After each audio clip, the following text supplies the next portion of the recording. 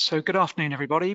Welcome to our webinar on the subject of personal and legal tax essentials for medical professionals. We will primarily be focusing on inheritance tax issues today. If you have any specific queries regarding any other taxes, personal capital gains tax, then by all means contact us separately. But today the focus is primarily on inheritance tax. So I'd like to introduce our panel today. My name is Andrew Burwood. I'm a partner at Larkin Gowan in our medical team, and I'm also joined today by Sally, Francis, and David. I'll let them introduce themselves one by one. So Sally, would you like to say hello? Thanks, Andrew. Yes, I'm Sally Farrow. I'm the partner that heads up our private client trust and probate tax team at Larkin Gowan. So we offer the full range of services to individuals, trusts and estates, through from the compliance to advisory. Personally, my main focus is on advising our clients on those tax advisory services and helping them sort of meet their wishes and ambitions. Thank you, Sally. And next up, we have Francis. Hi, thanks, Andrew. So I'm a partner at Mills Reeve, based here in Norwich. I specialise in family law, with my particular emphasis being financial settlements on divorce and pre- and post-nuptial agreements, which is where I tie in with Sally and her team here at Larkin Gowan when we look at kind of estate planning and succession planning, etc. Thank you, Francis. And over to David. Hi, thanks, Andrew. Yes, I'm a partner at Mills Reeve in our private client team, but I deal for my sins with the contentious side of things. So when things get a little bit difficult between private clients, so that's usually dealing with things like will disputes, trust disputes, succession issues, those sort of claims that involve individuals, and your family getting involved is probably the last thing you want. So that's the sort of thing that we deal with on a daily basis in my team at M&R. Okay, thank you, David. Let's make a start. And Sally, why is a IHT inheritance tax in the headlines currently? Yeah, I think it's fair to say they certainly are in the headlines, and I think that all stems from Rachel Reeve's first budget as Chancellor for Labour last year on the 30th of October. It's probably fair to say we saw some of the most significant sort of tax changes in the inheritance tax landscape that I've seen in my career to date. And those really are affecting business owners and farmers, which I'd say has definitely been hitting the headlines. And the real issue there is around up until these changes that are going to come in on the 5th of April 2026. Current rules are that if you have qualifying assets, then effectively you get 100% relief on the value of your business, be it a partnership or shares in a business trading company or agricultural land and property. So for those individuals, inheritance tax planning, whilst it's always happened, there's also this feeling that, I don't need to worry about it so much, because if it's in my estate or my death, I'll get 100% relief and I won't have to pay inheritance tax. But what these changes are going to do is actually put a cap on that. So actually you only get £1 million of relief at 100%, and that's a combined cap. So if people have got business property and agricultural property, you look at the combined. Any assets thereafter the £1 million cap, you get 50% inheritance tax relief. So for a lot of people, they've gone, when these rules come in on the 5th of April, gone from potentially having a minimal inheritance tax liability to a large inheritance tax liability. And I think that then impacts on their businesses, their family, and that's why we're seeing it hitting the headlines.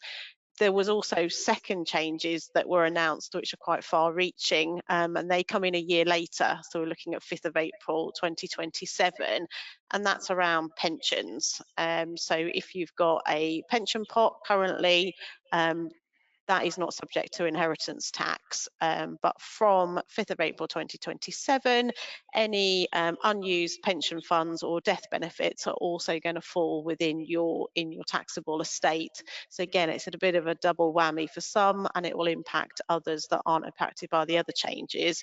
It's worth, given the audience that we have online with us today, it's just worth clarifying NHS pensions, they're not personal pensions in this regard, so they won't be affected by these changes. changes, but you may have other pensions that are. So I think, Andrew, in summary, we could go into lots of detail, but they are really the significant changes that are coming down the line, which we're having lots and lots of discussions with our clients in conjunction with their lawyers such as Mills Reeve to actually plan for those and see what we can do to navigate through. Thanks, Sally. And are you seeing, or could you give a typical example of what's coming across your desk, those conversations that you're starting to have with clients at this point in time? Yeah, so I think at the moment, the first thing is trying to work out what their position is. So actually currently pulling together details of all their assets and liabilities to try and compute what their liability looks like now, or what it's going to look like once those changes has come into place, and then start having a discussion. We end up having to have sort of lots of really get into the skin of the family dynamics, understanding what their appetite are for planning, what their own needs are in terms of income, whether they want to be able to give assets away, keep hold of them. Say family dynamics play a big part when you're looking at inheritance tax. Also looking back, well, I guess first step is making sure they've got a will. It's surprising how many people still today don't have wills, and also surprising that some people have done them, put them in the drawer and don't revisit them. And you ask, what does your will say? And they're not too sure. So probably, the next step is, have you got a will, and review your will and see whether it's fit for purpose. So, it may be an opportunity to sort of throw to David in terms of, if clients are pulling those wills out of their drawers, what they should be looking at, what are the pitfalls to be wary of? I think that's right, Sally. I think there's a real opportunity now, between now and when those tax changes come in, for people to review their circumstances. I certainly know that our private client team are pretty busy at the moment in this sort of window of opportunity before those tax changes come in. And I mean, some of the legislation in detail is still yet to, we haven't got all the details yet, so we're a little bit in the dark. And the same goes with the pension provisions that come in 2027, which is going to have an impact on a lot of people, because people have often been able to leave different sets of beneficiaries to their pension and different sets of beneficiaries under their will, knowing that the pension beneficiaries effectively will get their money tax-free. But of course, now those pension sums are going to come into someone's estate and potentially be subject to inheritance tax. Is going to make a massive difference. But you're right, Sally. It's still strange to believe, but the majority of the people in this country don't have a will, and that leads to, if someone dies without a will, then clearly there's an intestacy, and the intestacy rules kick in, and the intestacy rules are quite old-fashioned. They're quite out of date. They don't really reflect modern society, and often the intestacy rules won't reflect what someone wanted to happen with their estate, and so monies end up going to the wrong person. And so the starting point must be, review your will, make sure it's up to date, make sure that you're taking into consideration the new tax changes that will come into force pretty quickly, and don't leave it till a week or two before, because I don't think many private client lawyers would be happy to get those instructions a week or so before the deadline, because it's simply not going to be possible to turn those things around. They are already pretty busy, so if anyone's thinking about having their will updated, now is the time to do it. And also, because in my line of work, we see where things go wrong. We see when estates are contested, a lot of those are where people haven't updated their wills, or they have no will. If someone's really organised and has put their affairs in order and has considered who their beneficiary should be, considered what they own, what their assets are, and taken steps, had professional advice from their accountants, from their lawyers, whoever, accordingly, then the number of complaints or disputes we have in those cases is pretty low. It's where you've got an old will or no will, or someone changes their will right at the last minute, that we start to see disputes coming in, and those disputes are keeping my team busy across the country at the moment, and I suspect we'll continue to see that after the tax changes come in next year. Thank you, David. So the primary advice to start with is absolutely review your wills. If you don't have one, please make sure you have one put in place as soon as possible. But the starting point, as Sally was saying, is to come up with a list of all of your family assets, where they sit, what your intentions are for those, and go from there. Is that correct? Absolutely, yeah. And for for the professionals on the line, so for us accountants and lawyers, we should make clear notes of what people want, because the contest that we see often where someone's wishes aren't clear. And as I say, if someone has got all of their ducks in a row and has made clear provision for those that they should leave something to, and is not thinking about cutting out certain members of their family, for example, that can only help. And while we do have testamentary freedom in this country, so the starting position is you can do what you want with your assets when you die.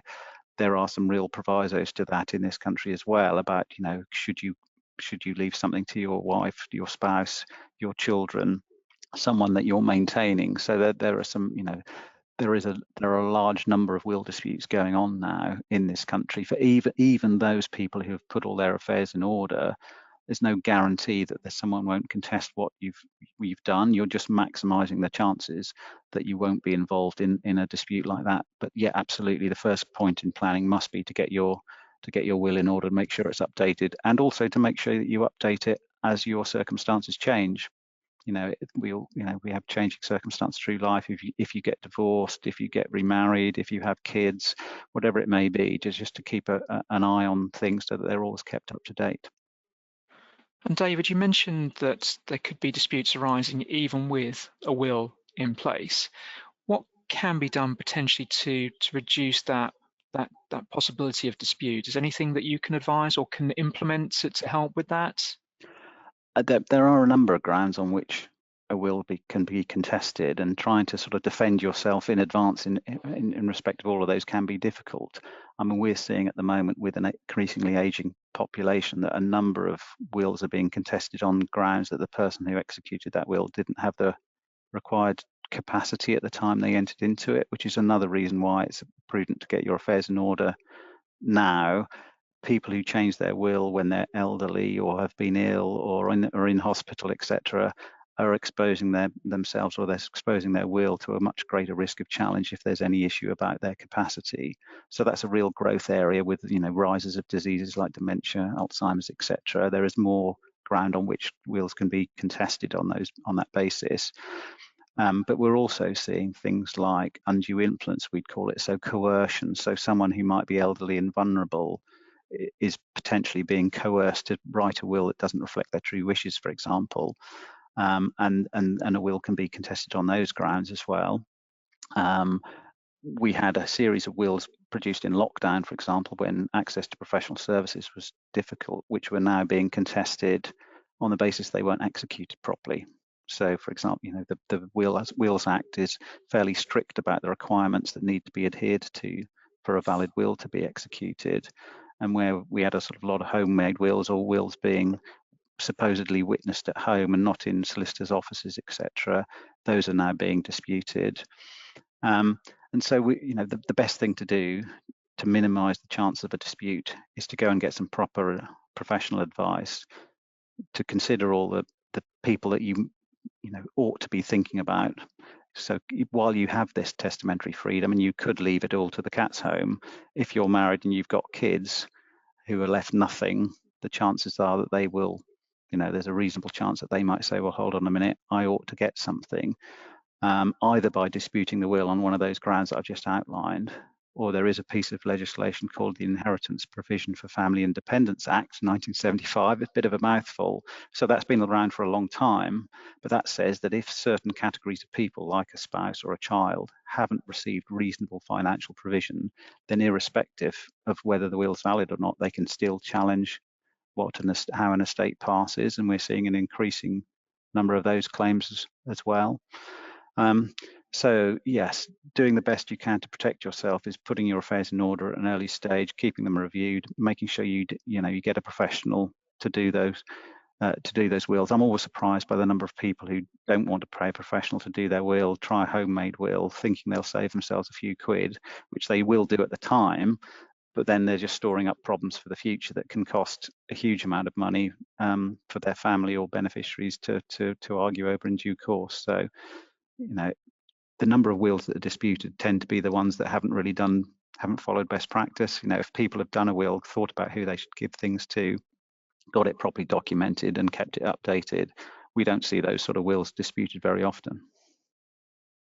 And probably for my own benefit more than perhaps the participants today, David, do you see other family members getting involved when potential clients are coming to speak to you about the writing of a will? Do they involve other family members so that everyone understands what the plans are, or is it typically just with the individual who's looking at their own assets? It varies. I mean, obviously the solicitor or whoever's producing the will needs to make sure that their instructions are coming from that person rather than someone who might have brought them to their offices or is sort of persuading them to try and do something that benefits them. So we have to be quite careful that we are actually getting the, you know, what the person wants, what the testator wants. But then often if we're producing a will for an elderly person, they can't get to the office on their own, or they feel uncomfortable coming to a professional's office on their own, and so they may have a family member with them. So it's a difficult one for someone producing a will. They've got that difficult balancing act of almost saying to the person, look, thanks very much for bringing, you know, mum, dad, whoever it may be, to the office, but can you sort of sit outside and wait till I've had this meeting, because I need to ensure that they're actually, I'm receiving instructions from them. They're not under any sort of pressure from anyone in the family. And so it's a bit of a balancing act and quite a difficult thing to do, which is, again, comes back to the point that, you know, seeking proper professional advice is absolutely key to avoid those arguments, because, you know, we've got a large professional indemnity practice at Mills Reeve as well, so we see a lot of claims against other professionals, and a lot of those claims arise when there isn't a very good documentary record of those sorts of meetings. So all professionals tend to take attendance notes of their meetings with clients, and it's often those attendance notes that, if there is a dispute in the future, can be absolutely key to show that, you know, that these were the wishes of the person giving the instructions, and that they weren't subject to any coercion. Someone wasn't standing there with a gun to their head, you know, saying that you need to leave me this, you need to leave me that. So yeah, absolutely, getting proper advice is key. Thanks, David. That's really interesting, and the coercion point must be quite a difficult one to get over. If I can bring Francis in at this point. Francis, before we got going today, we were talking about something called a prenuptial agreement. Would you like to just go into that in a bit more detail and explain what that relates to and how it might work? Yeah, of course. So a prenup in this country is a document that a couple may enter into before they get married, or sometimes after they get married in the case of a postnuptial agreement, setting out how they would like their assets to be dealt with in the event that that relationship were to break down. And actually sometimes that then works in conjunction with the work that David's doing of also setting out that they would intend to limit their claims in the event of the death of the other party, provided that the provision made under that person's will echoes broadly that made under the prenuptial or postnuptial agreement. And the reason they're so important is because the courts, in the event of a divorce in England and Wales, have really wide powers to redistribute assets on divorce, and they have a really wide discretion as to how they exercise those powers. And by entering into an agreement when people are happier, planning their wedding, happier times, there's a lot of trust, there's a lot of communication between them, they can seek to minimise the areas of dispute in the event of a divorce. Prenups in this country are not completely, strictly speaking, legally binding, in that Parliament has not legislated to bring binding prenups onto the statute book. But in the absence of an Act of Parliament bringing them in, what's happened is that the judges, because we have judge-made law in this country, have increasingly put magnetic weight on prenups, provided that they certain kind of procedural and substantive safeguards have been met. So kind of rolling back to what David was talking about, there has to be no coercion or duress. In the event of a prenup, they have to be entered into at least 28 days before the wedding. There has to be financial disclosure, so everyone has to know the extent of the asset base that they're potentially giving up a claim to, and the provision has to be such that it doesn't leave either party in a position of real need.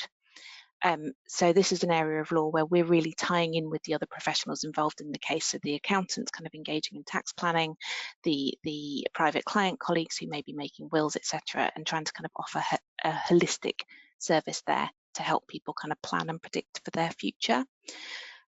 where we've also kind of found that they've come to the fore in view of the recent budgetary changes is that people are thinking more and more about passing wealth on to the next generation and how and when they want that to take place. And part of that consideration may well be about the kind of marital status or marital happiness of their children, and whether or not perhaps some protection needs to be in place around that before that wealth succession kind of takes place, and that passing on the wealth to the next generation is done in a protected way. And what about a situation where you've got two people cohabiting, so not actually married? Can there be an agreement that's put in place should those two individuals separate? They can. So again, in this country, by which we mean England and Wales, whenever we're talking about legal issues, cohabiting couples don't have rights against each other arising out of their relationship, other than if they have children, in which case there can be financial claims, obviously, for those children. And potentially there can be disputes about who owns property. So we do not have a system, which many other countries do have, whereby you actually just have a claim arising purely out of the status of your relationship being a cohabiting relationship. Having said that, it can still be very sensible to document what everyone is intending to happen.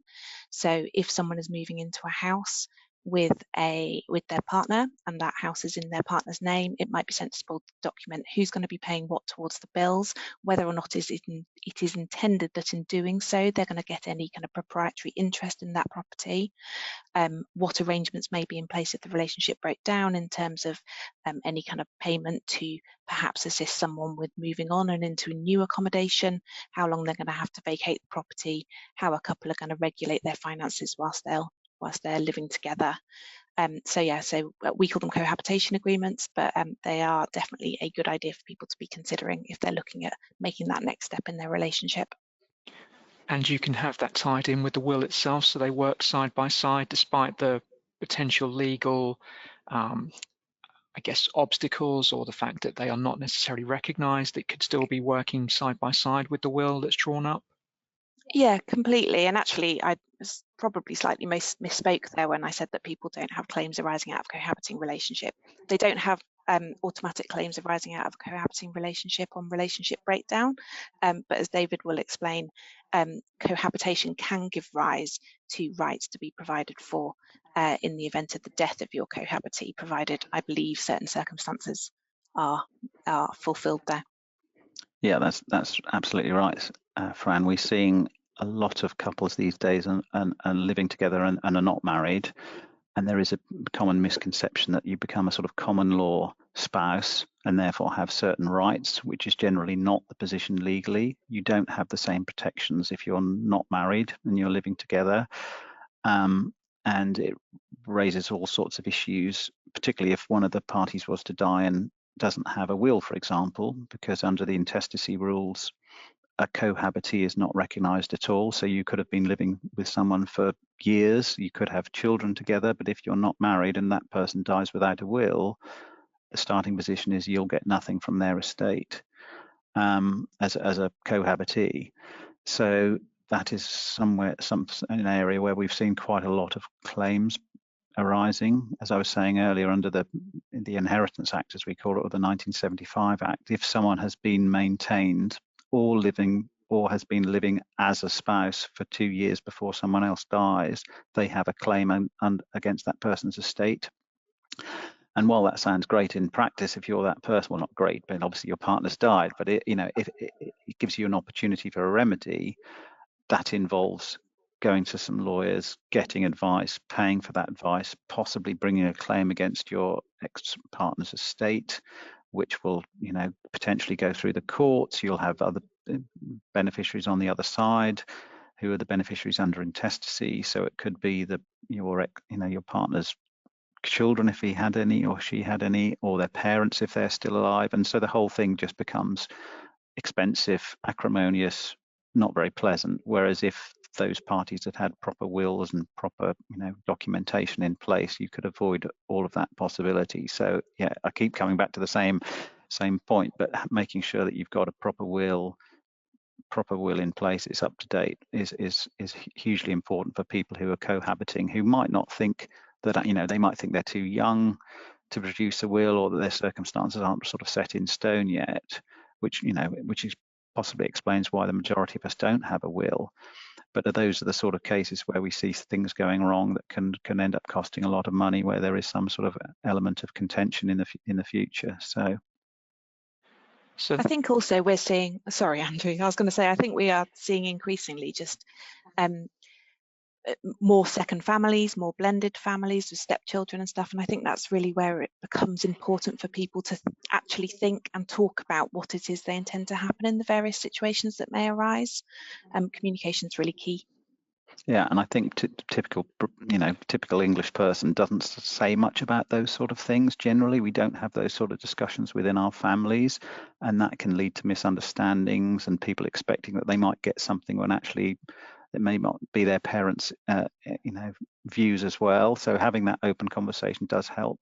But I think we're quite reticent about it in this country still. We don't have those we don't have those open conversations. I mean, we have in this part of the world a lot of farming clients as well as medical clients, and you know, they typically don't put much in writing, and they don't have those open conversations, and therefore we end up seeing a lot of sort of succession disputes arising, whereas the perfect person would have that conversation openly on a regular basis, keep their documents updated, and reduce the risk of some sort of problem in the future. But it keeps us all in work, so we're not, you know. It does, but the biggest takeaway for me, David and Francis, is to really take that professional advice from the outset, make sure that you've got protections in place, and hopefully to avoid something that you hope would never happen, but to avoid potential issues further down the line which you couldn't possibly foresee at the time when you all came together. Yeah, and it is a really difficult thing, because a lot of us are on second, third, fourth marriages, etc., and you then get that difficult decision as the person who's thinking about how to leave their estate, their affairs, how you split those between perhaps the children from your first marriage with your second husband or second wife. You know, there may be no element of contention there at all, but it's quite a difficult thing to think about. And that sort of ties into my earlier point about pensions, because you know, in the past you've been able to perhaps think, right, okay, I'll leave my estate to my spouse because I know that'll be spouse exempt, and I'll leave my pension to my kids because that's going to be outside my estate and therefore not be taxable. But from 2027, when they're all amalgamated and then the pension is subject to IHT, there'll be some different considerations. You know, should I leave more to my spouse but have a life interest that it passes to my kids from my first marriage after my second wife dies, or, you know, whatever the circumstances? It's just added another layer of complexity into your planning. Thank you, David. If I could bring Sally back into the conversation. Sally, from what's coming across your desk at the moment, what are the typical examples of what you're seeing that individuals are looking at? How are they? What advice are they looking for at this point in time, particularly given the fact that legislation is not set in stone? We're still waiting for some of those details to come out.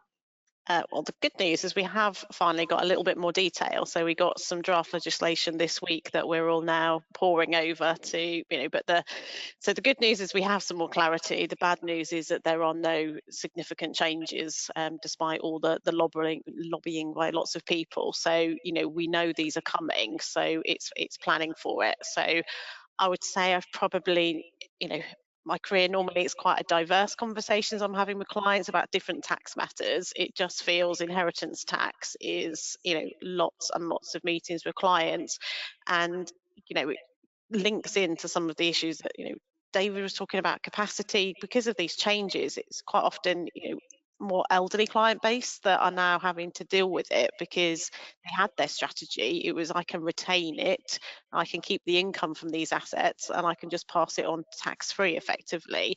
So a lot of the discussions is having around, you know, ultimately what are their needs? You know, can we think about giving them away now and maintaining their lifestyle through retirement. My point to clients is, they are the priority. It's great to minimise tax, but you don't want to leave yourself short by giving away your assets. So it's really understanding what their needs are.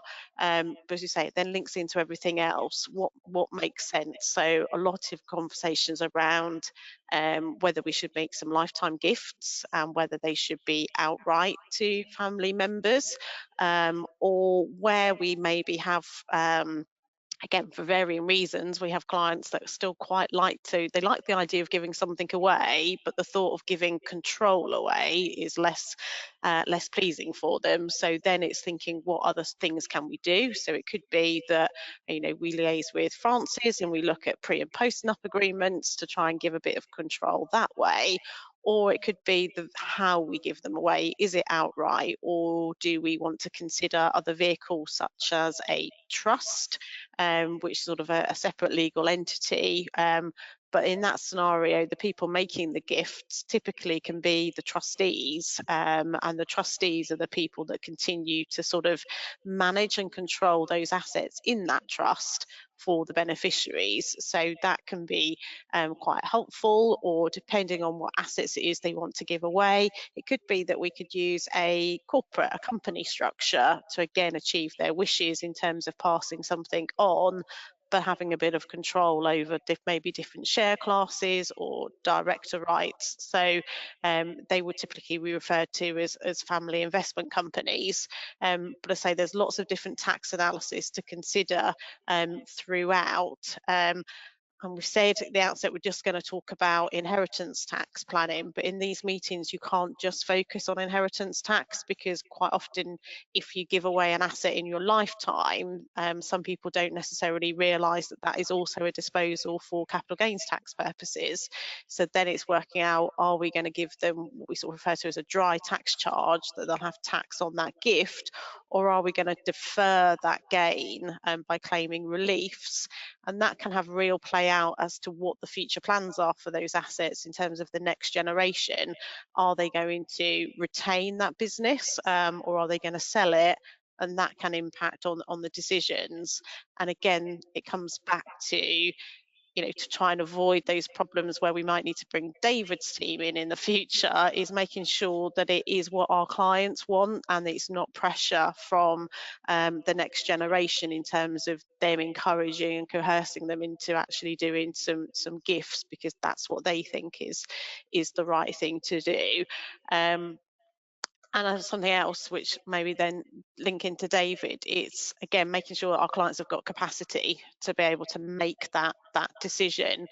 And quite often we will have clients come to us and actually they've lost that capacity, and the wider family think, oh, that's okay. They've got a power of attorney and they're saying, actually, we know this is what they would want to do. We've got a power of attorney. We want to go ahead and gift XYZ to people. But say David will be better placed to talk about it than me, but there are quite a lot of restrictions in terms of what you can actually do if you're acting as an attorney, and it can make it quite difficult if you've lost capacity to actually do any lifetime planning and gifting.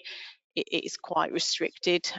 So again, my advice is always plan early while you're younger. It gives us more options in terms of what we can do, but I fully appreciate that's not always possible when the government introduce radical tax changes and you suddenly have to change your approach. But I don't know, David, if you want to add anything about powers of attorney and how they are really helpful, and we always encourage our clients to have them, but there are limitations when you're looking at sort of succession planning.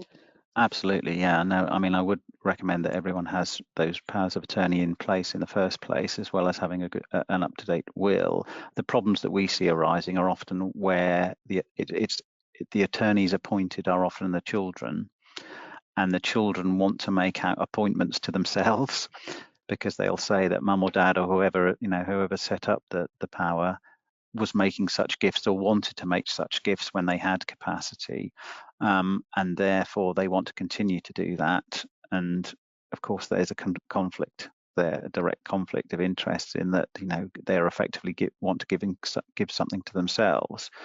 And even if those attorneys are professionals, it's then quite difficult for a professional attorney to think, actually, should I exercise my power to provide something to a child of the donor, where the donor might need those funds. Going back to your earlier point, Sally, they might need those funds for care costs in the future, or, you know, medical procedures, etc. So I think there is a growing need for LPAs in this country, as we are an aging population, but also I think that they do carry some problems. And if you're an attorney and you're seeking to make some sort of distribution that you don't have the power to do, you can involve the court and get the court to authorise those distributions. But again, anything involving the court is lengthy, it's expensive, it potentially is contentious. If you've got another family member, for example, who says, well, hold on a minute, mum or dad didn't want to do that, they wanted to give that money to me or my children, then they can become very contentious and expensive. And so there's a whole host of sort of issues that we see arising, and we're often dealing with contentious powers of attorney, you know, exercise. And then, of course, if someone's lost capacity and it's determined that they no longer have capacity and they don't have LPAs in place, then you may be looking at a deputyship, which involves the court again, the Court of Protection. And again, that's an expensive process, getting someone else appointed, usually a professional, but that involves professional costs and court applications, and, you know, what did this person want during their lifetime? And if you haven't got very good records of what their wishes are, it's very difficult to persuade a judge that a substantial payment should be made to a family member when that person is still alive and you don't really know how long they might live for and what their care costs might be. So it can be a minefield, unfortunately. David, listening to you mentioning care homes, or care costs, I should say, if my parents were on this call today, if they were listening, the first question they would want to know is there anything that they can do to protect the assets that they've accumulated such that they pass to the children rather than being swallowed up in care costs? Appreciate that's a very difficult question to answer, but is there anything that can be done? It is a difficult question. Yeah, I mean, yes, there is. The earlier they can put those plans in place, the better. I always find, generally speaking, I think that, you know, if you're trying to do things on the cusp of going into care, the local authority generally will sort of, a red flag will be raised, and they'll be suspicious of that. Actually, you know, funds are being deliberately divested so that you know, the state ends up paying care and the children end up with all the parents' assets. So that can be quite difficult. And I think that, again, that's going to be a growth area, as I say, as we are generally living longer and more people are requiring care, and we all know care is really expensive. That's going to be a really difficult thing to grasp, I think, in the future, because you'll find that the family members don't often, it depends on the family clearly, but often don't want all of mum and dad's money to be used up in care costs, but they also want mum and dad to receive the best care. And, you know, there's a real sort of dilemma here, isn't there, about, you know, to what degree should the state fund those care costs? What should it fall upon someone's resources? And I think there is probably a growing feeling that if mum and dad have got the funds to pay for care, then that's what should happen, and they shouldn't therefore be passing assets shortly before they may go into care to their family. And the more that they do that, I think the more chances there are that it will be looked at quite harshly by the local, whoever the local authority is in a particular area where they live. I mean, in practice, I find it does vary from local authority to local authority about how vigorous they are and how much they pursue people, and they have limited resources, limited manpower. But I still think it just feels slightly wrong to me for people to be giving away a lot so that they won't have to pay for their care. I think that's a really, really difficult issue, and something that's not going to go away with the way the current system is set up. So in theory, in answer to your question, Andrew, there are things you can do, but you've got to be very careful and you've got to take proper professional advice, and there is no panacea to that question. Can I just add there as well, Andrew, is that sometimes I'll see cases that come across my desk where maybe there are firms out there we talk about trusts where they will actually advertise these sort of, I will use the word schemes, sort of tax planning schemes, where they say, you know, do this and your house will not be subject, you know, or under the reins of care costs. But actually no one has considered the actual tax implications of the structures that are put in place. And I hate them when they land on my desk, because I'm always the bearer of bad news, saying actually it's unlikely not to be, you know, taken into account for your care, but actually you've crystallized all these tax charges as well on the creation. So just a health warning, as I say, get good advice. But if somebody says, oh, I've got this scheme and it will save you this, it will avoid that, just maybe get a second opinion. Say it may be fine, but you know, we have seen lots where, you know, it just doesn't work. And I say I feel quite passionate about it, because you see actually it's vulnerable people that have been told it will do what they want, and it just doesn't. So if it sounds too good to be true, the chances are it probably is. Yes, Again, top advice is to Yeah. take the appropriate advice from people that you know, trust, and can give that advice. So you, Sally, Francis, and David as well. Francis, can I come back to you? We haven't really talked about, what I'd like to talk about is what are professionals that are with us today, what may come across their desks day to day, and things that we could perhaps help with. So just as an example, possibly it's not a very nice thing to talk about, but where the professional becomes aware of domestic abuse within the family, places to signpost them. Yeah. So obviously, particularly GPs who may be on the call, they will quite often be the first port of call for someone who has been suffering domestic abuse. They may be the first person that they speak to about it, and they can signpost them to numerous places that can help. So obviously there's domestic abuse charities. I'm sure all the medical professionals on this call will be aware of the particular resources in their own localities. Certainly here in Norfolk we have Leeway, there's NIDAS, which I believe is a national organisation. Most areas will have a community legal advice service. So here we have the Norfolk Community Law Service, who can put you in touch with solicitors to take on a case for you, but also will generally run a free legal advice clinic, which is a great first port of call. Otherwise, obviously, local lawyers who can help put in place all the necessary things to help someone leave a relationship safely, whether that's a non-molestation order, an occupation order which regulates occupation of a house, but also then moving things forward and putting in place arrangements for their children, arrangements in relation to their finances. And it's here that we as lawyers will often actually have some interplay with the medical professionals who may have been helping that person. There is a real move with the government, and I'm sure David's also seeing this in his area, to move people away from using a court-based approach and into non-court dispute resolution options, such that it is now almost impossible to make a court application without having at least attended a mediation information session. One of the exemptions for that is where someone has been the victim of domestic abuse, because there is a recognition that that abuse takes away someone's kind of free will and ability to stand up for themselves in negotiations. But that does require to be, that abuse does need to be evidenced. And one of the pieces of evidence we can get in those situations is a letter from a treating physician, where someone has spoken to their doctor about the abuse they're suffering. Equally, legal aid has really been pulled back in the last kind of 10-15 years by successive governments, and it's not readily available to deal with family law issues anymore, with one exemption being that it is available subject to financial means testing for people who've been victims of domestic abuse. And again, that needs to be evidenced, and again, that can be somewhere where we are going to treating GPs, or those solicitors that do have a legal aid franchise, because it's not something we offer at Mills Reeve for financial cases. But yeah, the doctors will be asked to provide that evidence of abuse that they have on their medical file.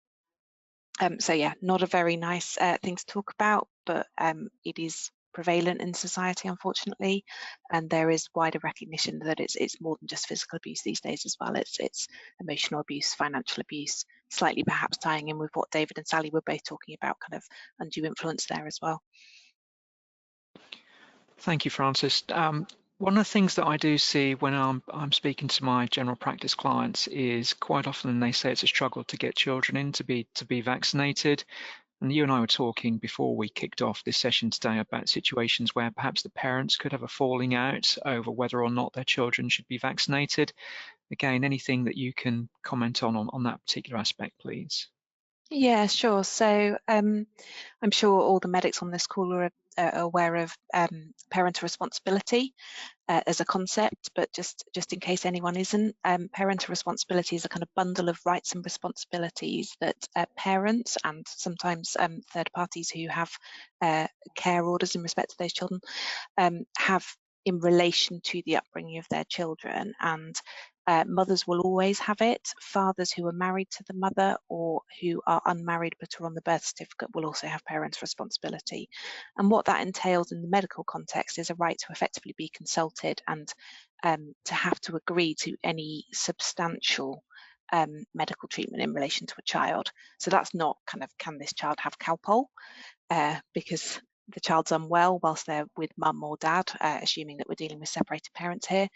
But when it comes to more major decisions, whether or not a child undergoes an operation, perhaps whether or not a child undergoes a vaccination, then both parents should consent. And there were cases, certainly during the COVID pandemic, where parents were falling out about whether or not children or teenagers could have the COVID vaccine, and the courts were actually asked to rule in that situation, because ultimately, if parents cannot agree, the courts will impose a decision on them, and they will be generally led by the medical evidence. Thank you, Francis. One thing that's just come into my head is from a business assets perspective. Let's talk about a typical trading partnership.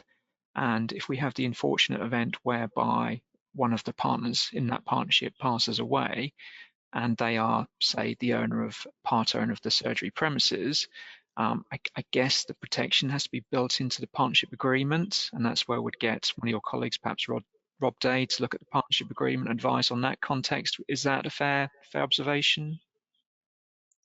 Yes, yeah. So Rob Day is a partner in our commercial team who specialises in primary health in particular.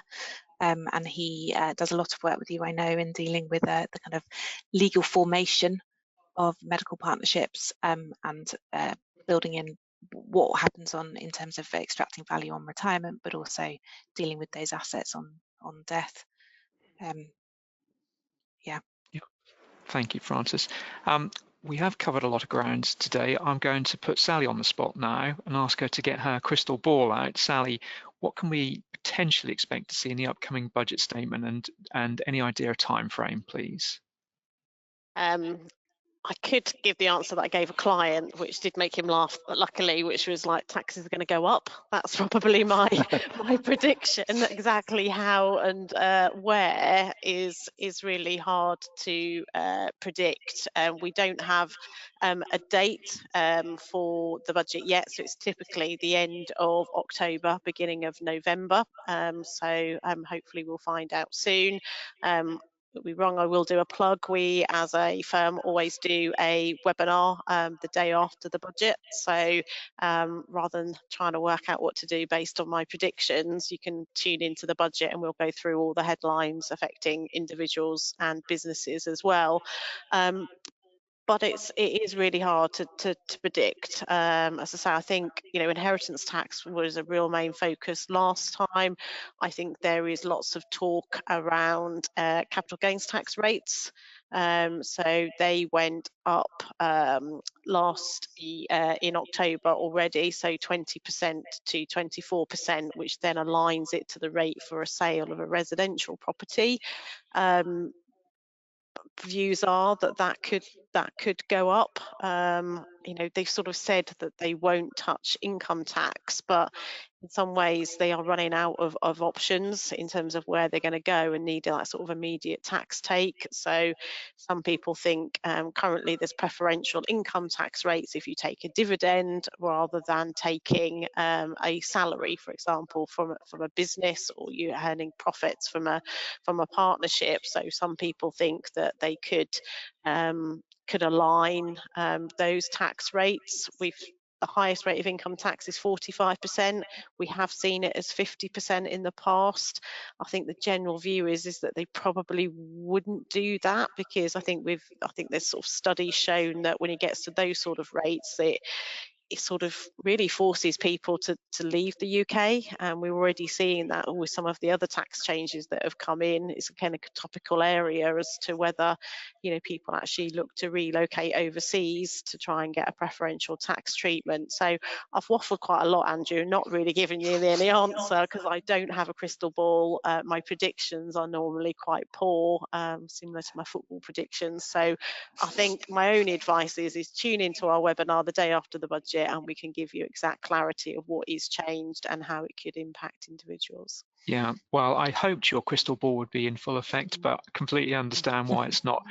Do you think there's likely to be any change with the IHT nil rate band at the moment? We haven't even mentioned what that currently is, and also the 7-year rule. Or do you think that would stay the same? And probably worth just covering off what that actually means.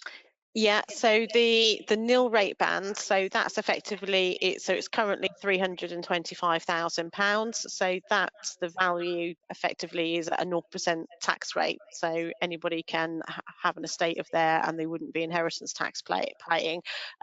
No, I don't think that's going to increase. They've already said that that is frozen till 2028. So we won't see changes there. And we've had a bit more clarity this week around. I started off by talking about the £1 million allowance for agricultural property and business property relief.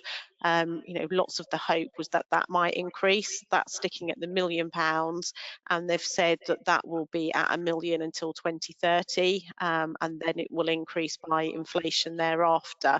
So no, I don't expect any improvements in allowances. You mentioned 7 years.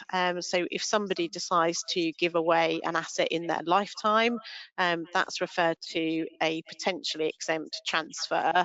And it's potentially exempt because it will be exempt if you survive 7 years. But if you die within the 7-year period, it still gets into your estate, and inheritance tax is taken into account.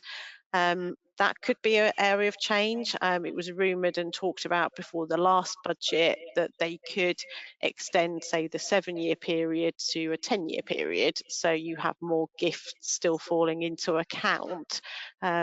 So that could be a change. I'm just not sure that would be a significant enough change to potentially bring in the increased revenues that, you know, is being talked about to fill the black hole. And that goes to my earlier point, Sally, as well, about you can't leave things till the last minute and then sort of give things away. I think if you are thinking about succession issues and wanting to reduce the tax burden on your estate, is to think about those things relatively early on, if you're in a position to be able to do that. But of course, when you're relatively early on, you may still have quite a long life expectancy left, and you don't know how much you're going to need yourself. So it's a really difficult thing to know how much you can give away, how much you can afford to give away, which then may be outside your estate if you survive for 7, maybe 10 years.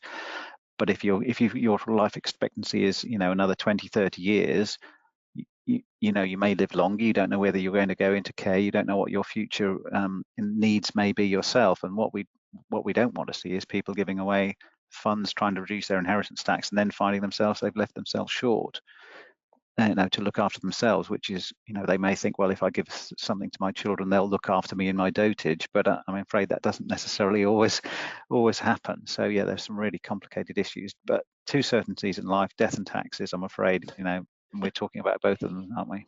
Yeah, and I'd say there is a good example where actually we find that the clients get the best advice when they bring all their advisors together, and this is obviously a topic that quite often plays out. So we need the lawyers involved to make sure we get the wills drafted the way that we want them. Somebody like myself can give the tax advice, but what David was talking about, trying to predict what people will actually need, is quite often we will then bring in their financial advisor. You know, there's no one on the call, but I can give them a plug. You know, they are great in this scenario because they can do cash flow modelling with the client to actually work out what size capital pot or what income they will need for the rest of their life. And actually sometimes that information can really guide clients, because what clients think they need is quite often different to actually what comes out when you actually look at it properly. So again, I think with all this, involving all the advisors, and if you get them all in the room together, again, I think David alluded to, sometimes clients can worry about fees, but actually getting it right, the tax benefits, avoiding legal disputes in the future, actually it pays for itself in the long run. Yeah, and a lot of the disputes we see are where people haven't done that. They've tried to do things on the cheap, frankly, or they haven't done things at all, and they may have saved themselves a few £100 or a few £1,000 in professional fees at the time, but they have, a whole host of issues could arise down the line, which may arise after they've died, and they may not be worried about that, but they're leaving someone else with a massive problem to resolve that's going to probably cost tens of thousands of pounds, which they could have avoided had they taken proper professional advice at the time. We are coming to the end of our allotted time slots, so if anyone does have any questions they would like to raise, please make use of the question box. Sally, whilst individuals, if they want to ask a question, they are putting those together. One question over the 7-year period that we talked about. Records to be maintained to keep those detailed records which stand up to scrutiny if needed, and also one question which does come up quite often, if grandparents are paying school fees for their grandchildren, that would fall into that remit as well? Yeah, absolutely. And I would say record keeping is absolutely key, because if you've done the records, you've got nice files with it all there, you're actually making the job of your executors a lot easier, because if not, they will be spending hours going through bank statements trying to work out whether it was a gift or what it related to. So I would say yes, keeping detailed records. We've not touched on it today, but there is another exemption where actually you can gift away your surplus income and you don't have to survive the 7 years. If you can prove that it is surplus, you have to do it on a regular basis. But again, there, when we talk to our clients, record keeping is absolutely key, because again, for your executors to have to go back a number of years and try and work it all out is really hard work. So again, if we're advising clients, we will keep records on our files as well. But yeah, doing letters or deeds of gift and bank statements and evidence is really important. And just following on from a point quickly that Sally made, you raised the issue of executors that we haven't had time to talk about today, but just if people are updating their will or thinking about updating their wills, who you choose as your executors is an absolutely key question that some people don't give enough consideration to. They just assume it will be X or Y. And if their affairs are relatively complicated after they've died, having the right executors in place and having executors who aren't conflicted can be absolutely crucial. So appointing your children, for example, when you know that those children don't get on, is not very wise. And we see lots of disputes between siblings who are executors, and one thinks the house should be sold and one thinks the house should be rented out, or whatever it may be. So just think very carefully about who your executors stroke trustees are when you're doing this sort of planning. And on that note, David, I think we will wrap up there. So thank you very much to Francis, to David and to Sally for joining me this afternoon. It's been a really thought-provoking and interesting discussion. I hope that you've all found something of interest to take away. I think the key takeaway for me is to make sure that you take the appropriate professional advice. Do make sure that your wills are up to date. Don't just put them in the top drawer. Do look at them regularly. Keep an eye on what legislation change there may be. We'll be interested to see what comes out in the budget statement around October time. You have got our contact details on screen. So there's mine and Sally's email addresses. We also have Francis and David's email addresses as well. You'll see a bit on your screen regarding insights. We do regular podcasts, webinars on all things that are relevant to our medical professionals. And also within our website, there'll be details of the upcoming budget webinar when that date is confirmed. So thank you very much, Francis, Sally and David, once again. Thank you for all for joining us today, and have a good day. Thank you very much.